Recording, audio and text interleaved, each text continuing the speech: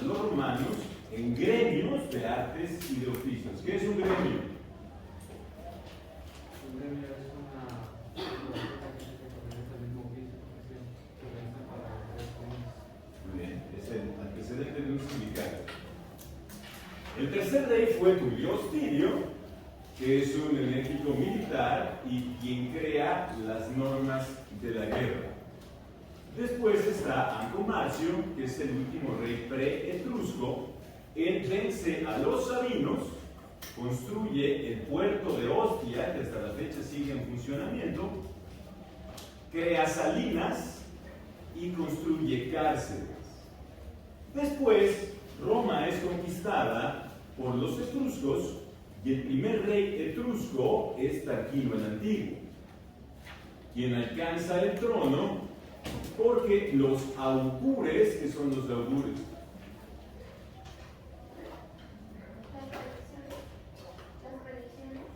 ¿Dime? Los augures son los adivinos. Y los augures que tienen augurios, y por lo tanto un augurio, ¿qué es? Eso. Muy bien. Los augures que son favorables, aumenta el número de senadores, construye acueductos, cloacas, que es una cloaca. Es el desagüe. Eso es el sistema de alcantarillado, digamos, y también construye el circo. Servio Tulio agrupa a los ciudadanos en centurias, introduce la moneda de plata, crea el censo y además agrupa al pueblo en clases sociales. Servio Tulio es asesinado por su yerno Tarquino, el que tiranizó a sus súbditos y por ende recibió el sobrenombre de El Soberbio. Él edificó el Capitolio, compró los libros civilinos que predecían el destino de Roma.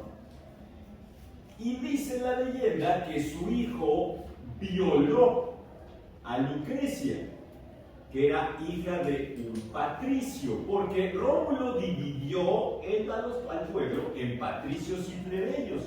Recordemos que cuando Rómulo es rey, él lo primero que hace es traer a esclavos fugitivos que están siendo buscados para que hubiera gente en Roma. Entonces, él dividió, por lo tanto, a la población entre patricios y plebeyos. Los patricios eran los habitantes originales de Roma, los plebeyos los que llegaron después. De hecho, es muy probable que la división entre patricios y plebeyos haya sido por una cuestión étnica, eran de diferente raza, porque había una prohibición para que se casaran entre patricios y plebeyos. Entonces, insisto, el hijo de Tarquino el Soberbio violó a Lucrecia, que era una patricia, y la pena que se establecía para la violación en esa época era la muerte.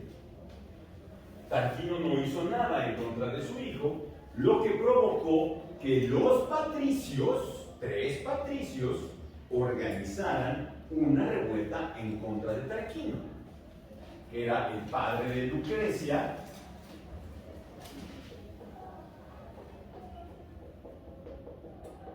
Colatino y Junio Bruto. Encabezaron una revuelta en contra de Tarquino y lo lograron deponer, lograron derrocarlo. ¿Cuándo se fundó Roma? Perfecto, entonces nuestra primera fecha es el 753 a.C. Esto se llama monarquía, ¿verdad?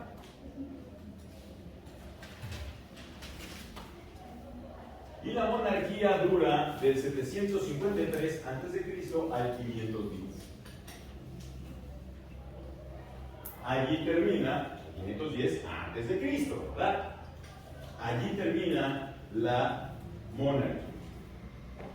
Y es reemplazada por una república. Vamos a ver ahora, una vez que ustedes investigaron los reyes de Roma, y yo ya me referí a la fundación de Roma, a los orígenes de la misma, cómo Virgilio creó la Eneida, etc.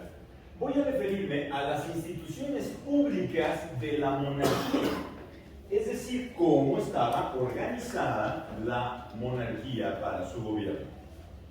El primer factor de la estructura política de Roma era el rey, quien era el sumo sacerdote y el juez. Es decir, que el rey no solamente gobernaba, sino también él era el que regía el culto hacia los dioses. Y también él era quien resolvía cualquier asunto, cualquier pleito que tuvieran sus súbditos. Entonces, no solamente era rey, sino también era el sumo sacerdote, el juez, y también era el jefe militar, era el jefe de los ejércitos. Al lado del rey encontramos al Senado. El Senado es un cuerpo colegiado formado por ancianos. La palabra Senado viene de senes, que significa justamente anciano. Tan es así que la palabra senectud viene justamente de senes. Entonces, en Roma, los senadores eran un representante de cada familia y forzosamente debían tener 65 años cumplidos. Si no tenían 65 años era imposible que fueran senadores. Y había 300 senadores. ¿Cuántas familias había en Roma? 300. Un representante de cada familia era senador, por lo tanto había 300 familias, igual que 300 senadores en esta circunstancia. En Roma, como en cualquier sociedad, un factor muy importante de la sociedad era la familia como célula primaria de la sociedad. Eso se los enseñaron en algunas de sus clases. La diferencia con la familia romana y la familia actual era cómo estaban organizadas y cómo estaban estructuradas. En Roma, las familias se llamaban domus. Y las domus no eran como las familias actuales. Las domus estaban conformadas por varias familias. Era como una confederación de familias. Dentro de una domus había distintas familias como las que conocemos en la actualidad. Y una enorme diferencia con las domus y las familias actuales es que dentro de cada domus encontramos a un pater familias.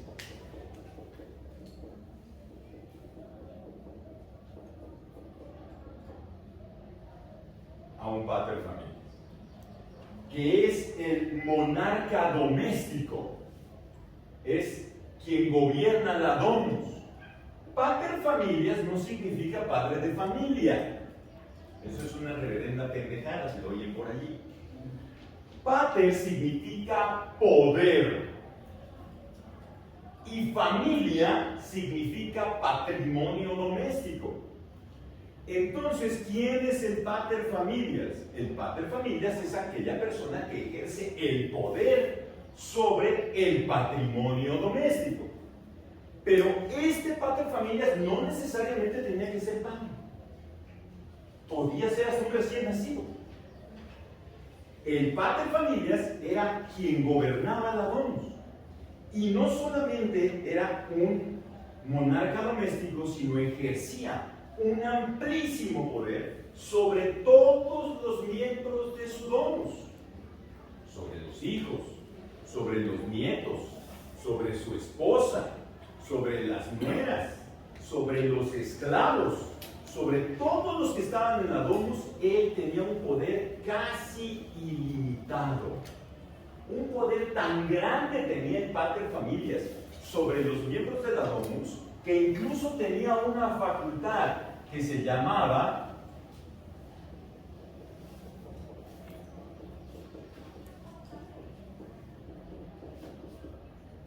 el ius vitae necisque, el poder de vida y muerte sobre los miembros de la domus. Este poder de vida y muerte sobre los miembros de la domus lo ejerce sobre todos, incluso sobre la esposa. Él puede decidir quién vive y quién muere dentro de la domus. El paterfamilias, además, es el único propietario. Nadie más puede ser dueño de nada salvo el paterfamilias. También. ¿Cómo era la manera en que se elegía un paterfamilias? Los paterfamilias, los primeros paterfamilias fueron elegidos por los primeros fundadores de Roma.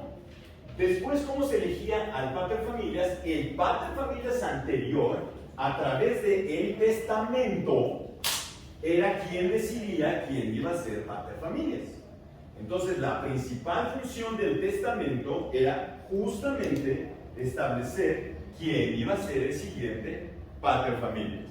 ¿De acuerdo? Muy bien.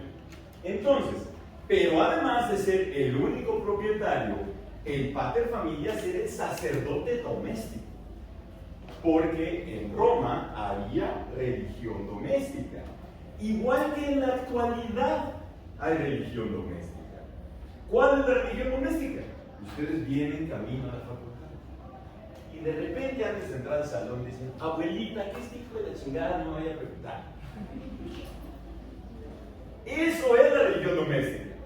Ese culto que en México es tan fácil de entender, porque nosotros tenemos el Día de Muertos y se ponen los altares para recordar a los ancestros, ¿verdad? Entonces, en las casas, y además todos esos, ¿cómo podríamos decir? Esas costumbres tan peculiares que se tienen en México, en donde van a la tumba de muerte del antecesor, y ahí le bailan encima de la tumba, están chingue y chingue toda la noche, y llevan comida, lo que le gustaba al muerto, y ahí están toda la noche velando, y los pobres niños ahí, en la tumba del cabrón, y al día siguiente se tragan todo y al niño no le dan nada. Dicen: tengo hambre, dame de comer. Y le dicen: no, porque ya no sabe a nada, porque el muerto se murió. O sea, nosotros somos muy afines a contar esos cuentos siempre, ¿verdad? Entonces, igualmente, los romanos tenían su culto doméstico y el paterfamilias era el que regía ese culto doméstico, aquel que decía cómo se debía de honrar a los antepasados, cuándo se debía de honrar, de qué manera. Entonces, igualmente, el paterfamilias era el sacerdote doméstico y también era el juez en asuntos hogareños. Cualquier problema, como la familia es tan grande, cualquier problema que se pudiera presentar dentro de la domus, el paterfamilias era el encargado de resolver esos asuntos. Entonces, el paterfamilias es importantísimo dentro de toda la organización romana. Dentro de la domus también encontramos a los clientes.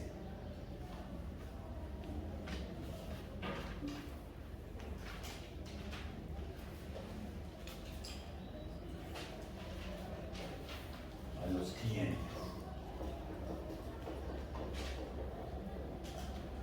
Los clientes eran romanos de familias empobrecidas que se acercaban a una domus poderosa para que les ofreciera protección.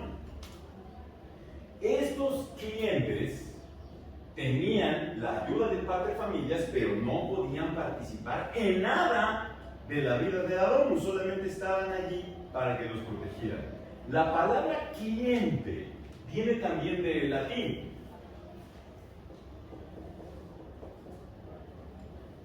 Cliens, que significa el que escucha. Eso significa cliente. Por eso los abogados tenemos clientes. Porque cuando acuden con nosotros para ver cómo resolver los problemas que tienen, escuchan cómo se tiene que resolver. No deben de opinar. Es que mi abuelita le resolvieron un caso igualito de enfermedad, pues vaya usted a chingar a su madre con aquel pendejo a ver cómo le va. ¿Verdad? Los clientes no opinan nunca. Uno es el que establece las estrategias para resolver los asuntos. Pues bien, estos clientes recibían apoyo económico y además tenían acceso a la justicia a través del pater familias. Otro importante factor dentro de la estructura de gobierno de la Roma monárquica era el comicio. Y había dos tipos de comicios. Estaba el comicio curiado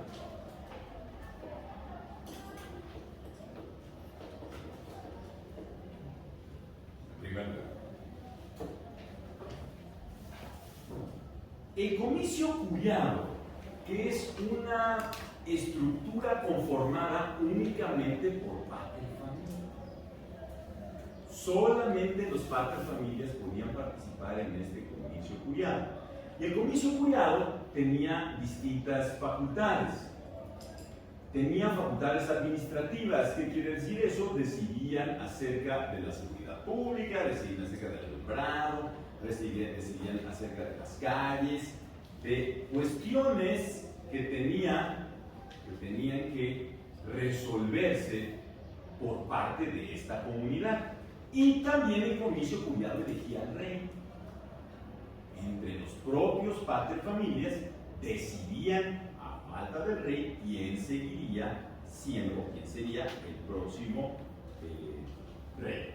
El comicio curiado se formaba de la siguiente forma: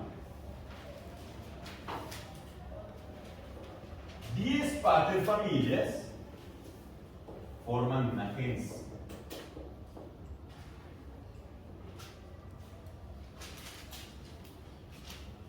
Esta gens normalmente tienen todos vínculos de parentesco. Son los pater familias que todos son parientes. Las gens normalmente son por parentesco. Normalmente, en esa época. 10 gens forman una curia.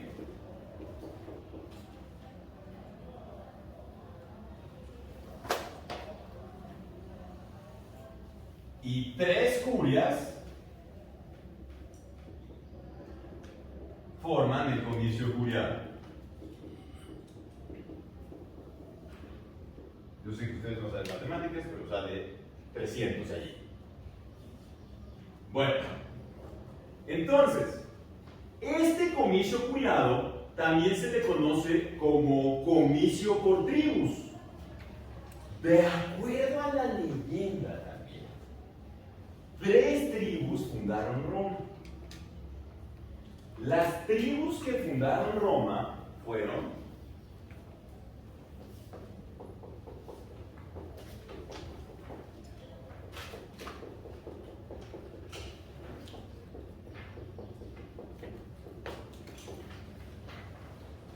la Ramnes, la Tities y la Luceres. Entonces, la Ramnes, la Tities y la Luceres. Evidentemente, las 3 curias, cada curia pertenece a una de las tribus. Por eso es que el comicio curiado también se le conoce como comicio por tribus. Y con estas facultades, con estas circunstancias que tienen, que ya mencioné, ¿cuáles eran las facultades? Pues facultades administrativas y la elección del rey. Claro que para la elección del rey se necesitaba la ratificación del Senado. Bueno, ¿está claro hasta aquí todo? ¿Sí? ¿Cómo era la manera en que se conformaba una domus? ¿Cómo era que no se conformaba? Es que usted mencionó que no es una familia así, muy simple, como... Puede ser un pater familias con 100 pendejos o el pater familias solo. Cada domus es distinta. Entonces puede ser que el pater familias tenga una familia gigante, como es el que hay. ¿Y quién es la domus? Pues él. Y el otro cabrón tiene 500 cabrones, ¿verdad? Y yo soy solito. ¿Cuál voto vale más? Igual. Somos iguales. Somos pater familia. No importa cuánta gente esté a mi cargo. ¿De acuerdo? Por eso no podemos decir cuánta gente forma una domus, ¿no? Porque varía de cada domus. ¿Ok? Bueno, bien. El pater familias tiene que ser hombre, ¿no? Siempre forzosa. Si alguien, bueno, alguien podría llegar y decir que, por ejemplo, autoproclamarse pater familias. No. ¿Por qué? Porque a falta de... Podría ser que el pater familias no hiciera, el anterior no hiciera testamento. Como en México es bien común que nadie haga testamento, ¿verdad? Yo cada vez que le pregunto a alguien si tiene testamento en México me dice que no. Y cuando lo cuestiono por qué no tiene testamento me contesta una cosa chingona. Porque ¿qué tal si me muero? O sea, si no es testamento ya no te muero. Entonces, pensemos que el pater familias era mexicano y no hizo testamento. O también hay otro peor que dicen los mexicanos. Ni madres, ¿para qué dejo testamento? Que se chinguen y ellos se peleen. Y él es mi pedo, pues le dejo problemas. Eso es todo cabrón, ¿no? Entonces, si el pater familias no hacía testamento, ¿qué pasaba? ¿Quién escogía el pater familias? La Geres. Los 9 pater familias que estaban allí se juntaban, le preguntaban a los sacerdotes, porque como hay un culto doméstico, toda la elección del pater familias tiene que ver con todo, no solamente quién va a hacerse cargo de la domus, sino quién se va a hacer cargo también de la religión de esa domus. Entonces le tienes que preguntar a los sacerdotes quién creen que es el más apto. Se pregunta, se hace un estudio, etcétera, bien hecho, no como aquí. Y ellos votan por quién va a ser el pater familias de esa domus. ¿Okay? ¿Todos en las domus estaban emparentados? Todos en la domus estaban emparentados, excepto los clientes y los esclavos. Todos los demás eran parientes. ¿Ok? Bueno. ¿Algo más? Muy bien. Bueno, esto es por ejercicio juliano. Servio Tulio dividió a la población en centurias. ¿Qué son las centurias? Miren, igual que en las curias, nunca pensemos cuando oímos un nombre y peor el derecho. Aquí el mexicano tiene la enorme habilidad de que si no sabe inventa, ya lo habíamos platicado. Entonces, cuando oyen centurias dicen 100. Y no viene de 100. Centurias es el nombre para designar un grupo de personas que se le ocurrió a Servio Tulio. Cada 5 años en Roma se hacía el censo, a diferencia de México, que es cada cuándo? Cada 10. Sabían un chingo de ustedes, ¿eh? Entonces, cada 5 años en Roma se hace un censo. ¿Para qué? Para saber 2 cosas. ¿Cuánta gente había en Roma? Y lo más importante, ¿cuánta lana tenían? ¿Cuánto dinero tenían? Aquí me voy a detener. ¿Por qué se le dice lana al dinero? Por las orejas. ¿Pero por qué? Porque en ese tiempo era lo que intercambiaban, que era como, porque unas poblaciones no tenían con qué abrigarse. En Grecia, que eran pueblos pastores, lo que más valía eran las ovejas. Entonces, cuando yo hacía una transacción de cualquier tipo, cuando yo quería comprar un terreno, cuando yo quería comprar comida, cualquier cosa, era en valor borrego. ¿Esto cuántos borregos me cuesta? Medio borrego, un cuarto de borrego, una pata de borrego, 5 borregos, depende, ¿no? Valor borrego. Y eso llegó incluso a Roma. Y en Roma, cuando se acuñaban las primeras monedas en serie, que fueron en época del Imperio, tenían de un lado la cara del emperador y del otro lado un borrego. Entonces decías tú con una moneda, con esta moneda, ¿cuántos borregos puedo comprar? La palabra pecus, que viene de pecuniario, viene de la palabra pecus, en griego significa borrego. Y por eso hasta la fecha en México, cuando hablamos de dinero, le seguimos diciendo lana. Seguimos hablando como griegos en cuántos borregos vale algo. Y eso es una lana y se quiere decir un chico de borrego. Pues Sergio Tulio dividió a la población de acuerdo a su dinero. Cada 5 años se establecía este censo para saber cuánto dinero había en Roma, o los ciudadanos cuánto dinero tenían. Y las centurias eran 193 grupos.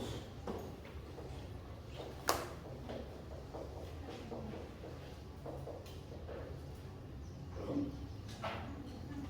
193 centurias. E insisto, estaban divididos de acuerdo a su dinero. En Roma había varios tipos de monedas. Las más baratas eran 2 sextercios.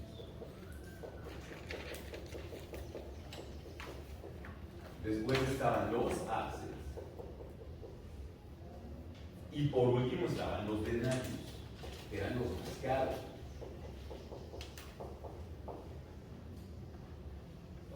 Sextercios, haces y denarios. Eran los 3 tipos de monedas que había en Roma.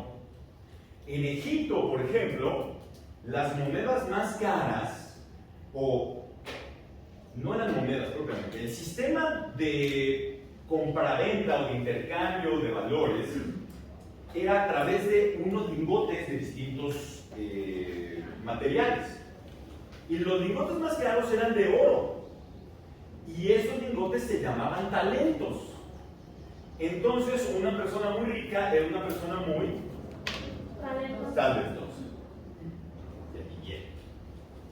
Bueno, entonces, los más ricos se agrupaban en 18 centurias.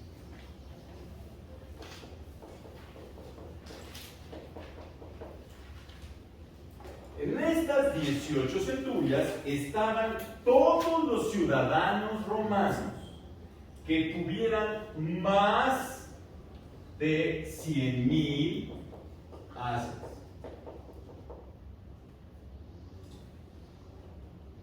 Más de 100,000 haces. Después estaban 80 centurias.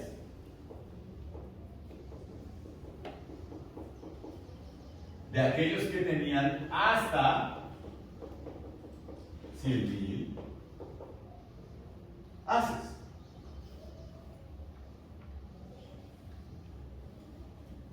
Después estaban 20 centurias.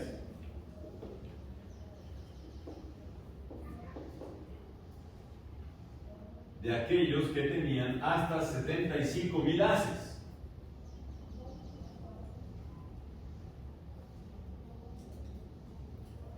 Después otras 20 centurias de aquellos que tenían hasta 50,000 haces.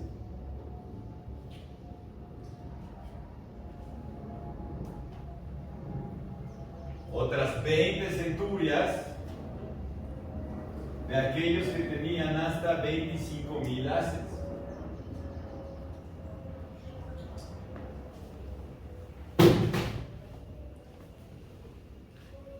Después 30 centurias de aquellos que tenían hasta 11,000 haces.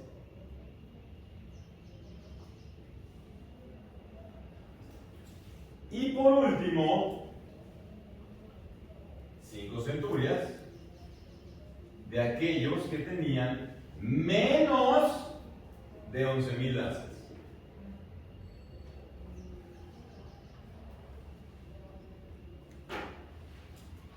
18 con más de 100,000, 80 con hasta 100,000, 20 con hasta 75,000, 20 con hasta 50,000, 20 con hasta 25,000, 30 con hasta 11,000 y 5 con menos de 11,000 haces. ¿Cuánta gente había en cada centurión? Pues depende. Depende. Puede ser que haya una sola persona que tenga más de 100,000 haces. Y ese güey, ¿cuántas centurias vale? 18. Las leyes. Entonces, ese era un sistema perfectamente diseñado para que siempre ganen los ricos. ¿Por qué? Porque 80 más 18 da más de la mitad de 193. Y como las leyes se aprobaban por mayoría simple, los ricos siempre ganaban. ¿Ustedes, güey, qué están matando a alguien? Bueno, entonces, insisto, votan las leyes, pero no tienen derecho de iniciativa, a diferencia del Congreso de la Unión actual, en donde las cámaras sí tienen derecho de iniciativa. El que manda el proyecto de ley era el rey. El rey es el que manda el proyecto de ley. Los comicios la aprueban y el Senado la ratifica. Los comicios centuriados también elegían a los funcionarios públicos. Cualquier otro funcionario público que no fuera el rey era electo en los comicios centuriados. ¿De acuerdo? Es más o menos como un poco este modelo, ¿no? Tanto en la Cámara de Diputados como en la Cámara de Senadores. Que normalmente los diputados son los que tienen esta iniciativa de ley, mayoría de veces, y los senadores son aquellos que las aprueban, ¿no? No. Bien. El Congreso de la Unión funciona de la siguiente forma. Hay Cámara de Origen y hay veces en que no requiero más que la Cámara de Origen para que una ley se apruebe. Hay ciertas leyes que por la trascendencia que tienen requieren en primer lugar que se apruebe en la Cámara de Diputados y después en la Cámara de Senadores, pero no todas. La mayor parte de las leyes o se aprueban en la Cámara de Diputados o se aprueban en la Cámara de Senadores, dependiendo de las facultades de cada uno. Por ejemplo, la ratificación de un tratado internacional le corresponde única y exclusivamente al Senado. Entonces, cuando nosotros entramos a un tratado internacional, ese tratado se aprueba solamente por el Senado.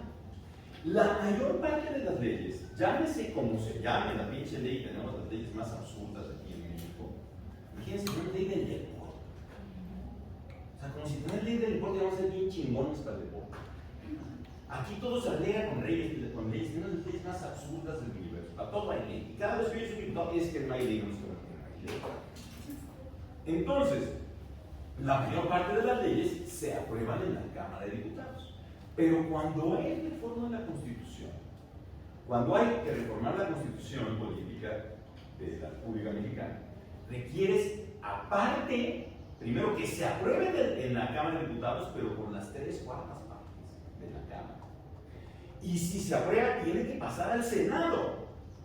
Y el Senado también lo tiene que aprobar por 3/4 partes. Cuando reforma la Constitución puede ser al revés incluso, se puede aprobar primero del Senado. Por eso te digo que puede ser Cámara de Origen o Cámara de Ratificación. Entonces, cuando se aprueba del Senado, el Congreso de la Unión, o sea, los diputados también lo tienen que aprobar con el mismo porcentaje de 3/4 partes. Y no solo eso, sino que esa reforma de la Constitución se tiene que mandar a las legislaturas de todos los estados de la República para que también estas legislaturas la aprueben. Pero solo es cuando hay una reforma de la Constitución.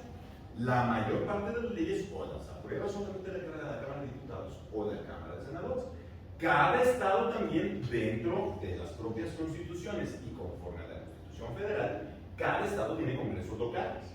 Y los congresos locales tienen la facultad de emitir también ciertas leyes, como por ejemplo el Código Civil, o el Código Penal antes también era de los estados. A partir de que se creó el Código Penal Federal, entonces allí ya ese es el único que rige para toda la República Mexicana. Pero cada estado, ¿por qué cada estado tiene esa facultad? Porque la realidad de cada estado es distinta. Entonces, ¿Por qué seguimos discutiendo el tema de los matrimonios entre personas del mismo sexo? Que es una reverenda pendejada estar discutiendo eso. Porque, ¿dónde se aprobó primero? En la Ciudad de México. ¿Por qué seguimos discutiendo el pedo del aborto? ¿En dónde fue el primer lugar donde se aprobó? En la Ciudad de México. Pero la realidad social en Guadalajara, pues no es lo mismo que en la Ciudad de México. O en Monterrey, no es lo mismo en la Ciudad de México, ya no pierde en Guanajuato o en Baja California, donde piensan que todavía viven en el siglo XIV. Entonces, cada estado, por eso tiene sus congresos que aprueben estas cuestiones, por estas realidades sociales que cada estado vive. Bueno, por ejemplo, yo he visto, bueno, que son los decretos presidenciales, ¿cómo funciona eso? el decreto presidencial, el presidente también tiene la opción de, a través de ciertas órdenes unipersonales, legislar, pero también está topado en la Constitución lo que puede hacer. Hay muchas cosas que no puede hacer el presidente, sino que si lo hiciera, si emitiera un decreto en contra de las prohibiciones constitucionales que no le corresponden a él, entonces hay que iniciar una controversia constitucional para que la Corte diga que eso está mal y se le quite validez a ese decreto. La propia Constitución le dice en qué casos el presidente puede emitir decretos. Por ejemplo, el presidente puede emitir reglamentos ¿de qué? De una secretaría. Si creamos una secretaría que tiene que ser por ley, la secretaría que se llame como se llame. El presidente actual dijo que quería la Secretaría de la Felicidad. Entonces, ya también por decreto vamos a ser felices todos. Entonces, si se hubiera aprobado en su momento la Secretaría de la Felicidad, el reglamento interno de la Secretaría de la Felicidad es por decreto. Dice, la Secretaría de Felicidad tendrá tantos y estos funcionarios, o sea, tendrá tantos y tantas funciones, todos por decreto. ¿De acuerdo? No puede lo de la Guardia Nacional. Eso no puede. Porque la Constitución dice que la Guardia Nacional es civil. Si él por sus huevos, como lo está intentando, quiere hacer de la Guardia Nacional militar, es violador de la Constitución. Eso no puede. ¿Ok? Muy bien. ¿Algo más de esto? Muy bien. Pinche celular, man. Bueno, entonces, la religión de la ciudad también era politeísta. Creía en varios dioses, llena de formalismos y cargada de trampas. Igualmente que actualmente la religión, por eso les da tanto hueva a los que son católicos ir a misa, porque todo es formalismo, ¿verdad? Y parecen clases de aeróbics.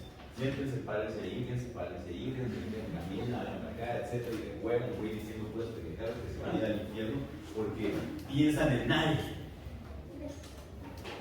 Entonces, pues era lo mismo en esa época, ¿verdad? Cuando el dios, por ejemplo, cuando eran las fiestas de Afrodita, las sacerdotisas de Afrodita se prostituían. Era su obligación. Y todos los que eran creyentes de Afrodita, pues todas las sacerdotisas tenían que entrarle. Porque era su obligación. O igualmente, si yo era sacerdote de Cibeles, pues entonces cada vez que me llevaban ahí un pinche güey lo tenía que degollar enfrente de todos y bañarme en su sangre y todo ese tipo de cosas.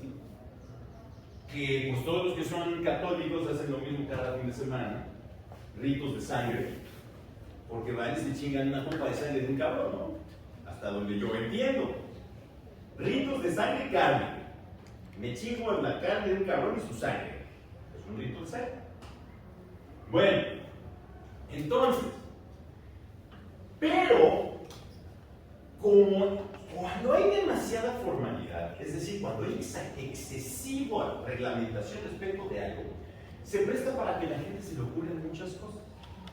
Por eso, un signo inequívoco de que una sociedad es absolutamente arcaica es que tenga muchas leyes. Entre menos leyes tiene una sociedad es más sofisticada, porque su gente se sabe portar bien. No como aquí, que insisto que para todos necesitamos ley. Entonces, miren, por ejemplo, una cosa que ustedes siguen haciendo.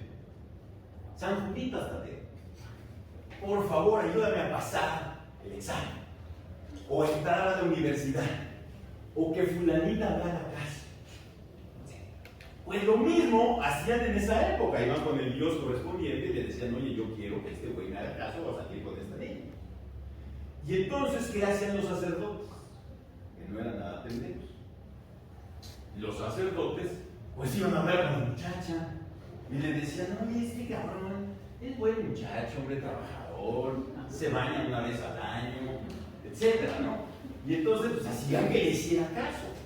Pero obviamente lo hacían prometer que iba a pagar algo, igual que con San Juditas, ¿verdad? O como con la Santa Muerte, que van y le prometen cosas igual. Entonces, sucedía lo mismo. Decía, si me hace caso fulanita, voy a sacrificarte una vaca. ¿Los sacerdotes de qué vivían? Pues igual que ahora, de las ofrendas que llevan. Y los sacerdotes, igual que ahora los judíos, eran los encargados de las carnicerías. Los rabinos son los que dicen que algo es kosher. Son los que van a ver cómo matan a los animales. Dicen, está bien matado, ¿no? No está bien matado para ver si me lo puedo comer o no. Si está purificado o no. Pero, pues en esa época los sacerdotes eran igualitos. Iban justamente tenían su carnicería de todos los animales que les llevaban para sacrificar a Dios. Y entonces sacrificaban al animal, obviamente nada más echaban ahí las entrañas, que en esa época no había tacos de tripa, y vendían todo lo demás en las carnicerías y de ahí vivían. Entonces imagínense, pues ya resultaba que el Dios les hacía el milagro e iban con el güey y les decían, porque además, pónganse a pensar, normalmente ustedes le piden a Dios puras estupideces. Ejemplo, que ganen los Pumas. ¿Se lo piden sí o no? Dios mío, van a jugar contra la América. Es el peor rival de los Pumas, yo odio el soccer, por cierto. No veo hace siglos, afortunadamente. Y entonces me enteré porque apuestan desesperados. Dios mío, que ganen los Pumas. Y el de la América dice lo mismo, que gane la América. A ver, nada más por una cuestión de lógica. Si Dios interviene y hace que gane en la América, como lo que pasó, no los que le van a los Pumas tendrían todo el derecho de mentar a la madre de Dios. ¿Por qué escogiste a esos pendejos y no a mí? Pues eso es absurdo, ¿no? Entonces, ¿a qué te esas mamadas? Güey, que ni siquiera los oye, además de todo. Y que ni los castigue, les vale madres, y etc. Pero eso ya será pláticas de otro tipo. La cuestión, insisto, ¿qué hacían? Oye, debes una vaca, ven y tráela, paga. Sí, la vaca, llevaban una paloma. Aquí está. Eso no es una vaca, ¿cómo se llama vaca? Entonces, cuando hay exceso en la regulación, a eso nos arriesgamos, a ese tipo de tranzas, porque la ley, al regular tanto, entre más regula algo, más deja cosas sueltas. Y más me puedo meter por muchos lados, porque la ley regula tanto. Entre más general sea una ley, es mejor porque abarca más aspectos de la vida social. Bueno, entonces, pero la principal función de los sacerdotes era guardar las fórmulas jurídicas. Cuando yo quería celebrar cualquier tipo de contrato, tenía que ir con los sacerdotes para que me dijeran cómo. ¿Por qué? Porque en esa época, los únicos que sabían leer y escribir eran los sacerdotes. ¿Quiénes eran los guardianes, por lo tanto, de los libros? Los sacerdotes. Que fue exactamente lo mismo que pasó en la Edad Media. Por eso, cuando les hablan de la Edad Media, que dicen que la época del oscurantismo, porque la iglesia fue la única que acaparó el conocimiento, sí, pero ¿por qué? Porque como se acabó el Imperio Romano y llegaron un montón de salvajes que no sabían leer, ¿qué harían con los libros? Pues quemarlos. ¿Quiénes eran los que rescataron los libros? Los sacerdotes. Y estaban en las bibliotecas de los conventos, porque eran los únicos que sabían qué decían. Entonces, los que salvaron la cultura fue la iglesia. Eso sí es un hecho. Que era lo mismo que pasaba con los sacerdotes romanos. Los que conocían las fórmulas jurídicas, las que conocían cómo se dar un contrato, solamente eran los sacerdotes.